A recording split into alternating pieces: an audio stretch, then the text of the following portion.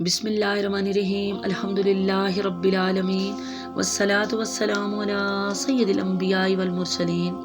میرے محترم بھائیوں اور بہنوں، آج ہم رسول اللہ صلی اللہ علیہ وآلہ وسلم کی حیات مبارکہ کے ان نہایت پر اثر اور ایمان افروز لمحات کا تذکرہ کریں گے جو آپ صلی اللہ علیہ وآلہ وسلم کے مرض وفات کے دنوں سے تعلق رکھتے ہیں، اور جن میں حضرت ابوبکر صدیق رضی اللہ تعالیٰ عنہ کی فضیلت اور خلافت کی طرف واضح اشارہ موجود ہے۔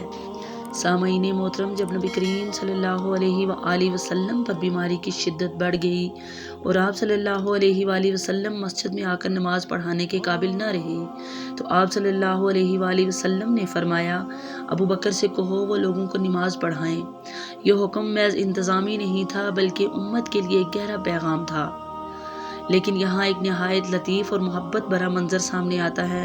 ام المومنین حضرت عائشہ صدیقہ رضی اللہ تعالیٰ عنہا، جو ابوبکر صدیق رضی اللہ تعالیٰ عنہ کی صاحبزادی تھی، عرض کرتی ہیں، یا رسول اللہ صلی اللہ علیہ وآلہ وسلم، ابوبکر نرم دل انسان ہیں، جب وہ آپ کی جگہ کھڑے ہوں گے تو رونے کی وجہ سے لوگوں کو نماز پڑھانا ان کے لیے مشکل ہو جائے گا۔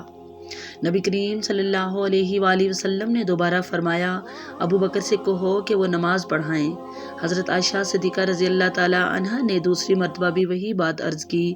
اس پر رسول اللہ صلی اللہ علیہ وآلہ وسلم نے قدر سخت مگر حکمت بھرا جملہ ارشاد فرمایا، تم تو یوسف والی عورتوں کی طرح ہو، ابوبکر سے کہو کہ وہ نماز پڑھائیں۔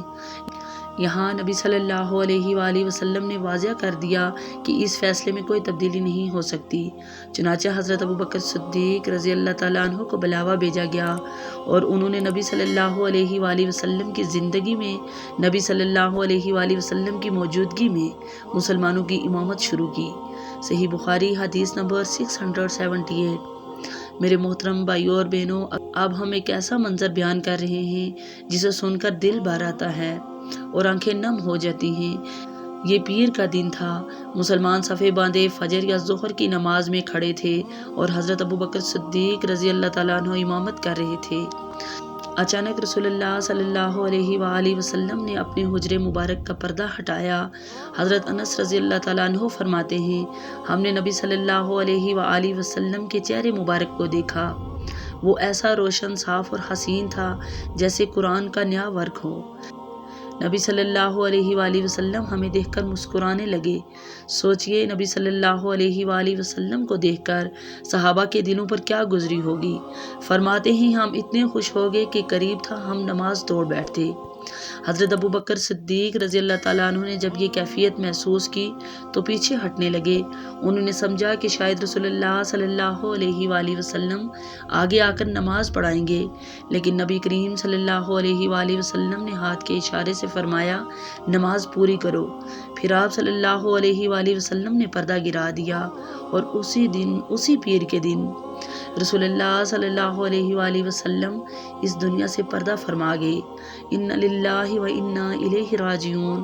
اللہ تعالیٰ ہمیں نبی کریم صلی اللہ علیہ وآلہ وسلم کی سنت سے محبت، صحابہ کرام کا احترام اور نماز کی پابندی نصیب فرمائے، آمین یا رب العالمین۔ میرے محترم بھائیوں اور بہنوں، اگر آپ چاہتے ہیں کہ ایسی ہی ایمان افروز احادیث، صحابہ کرام کے واقعات اور سنت نبوی صلی اللہ علیہ وآلہ وسلم سے جڑی باتیں مسلسل آپ تک پہنچتی رہیں، تو اس چینل کو سبسکرائب کر لیجئے تاکہ علم کی یہ مجلس جاری رہے اور خیر کا یہ سلسلہ رکے نہیں۔ یاد رکھیے، علم کو پھیلانا صدقہ جاریہ ہے اور ایک حدیث کسی اور تک پہنچا دینا کل قیامت کے دن ہمارے لیے نجات کا ذریعہ بن سکتا ہے۔ آخر میں ایک مختصر نصیحت، نماز کو اپنی زندگی کا حصہ بنا لیجئے، کیونکہ جس نماز کو نبی صلی اللہ علیہ وآلہ وسلم نے آخری سانسوں میں بھی نہیں چھوڑا، وہی نماز ہماری دنیا اور آخرت سنوارنے والی ہے۔ اللہ تعالیٰ ہمیں سننے سے زیادہ عمل کی توفیق عطا فرمائے اور نبی کریم صلی اللہ علیہ وآلہ وسلم کے قدموں پر چلنے والا بنائے، آمین یا رب العالمین۔ جزاکم اللہ خیر، والسلام علیکم ورحمۃ اللہ وبرکاتہ۔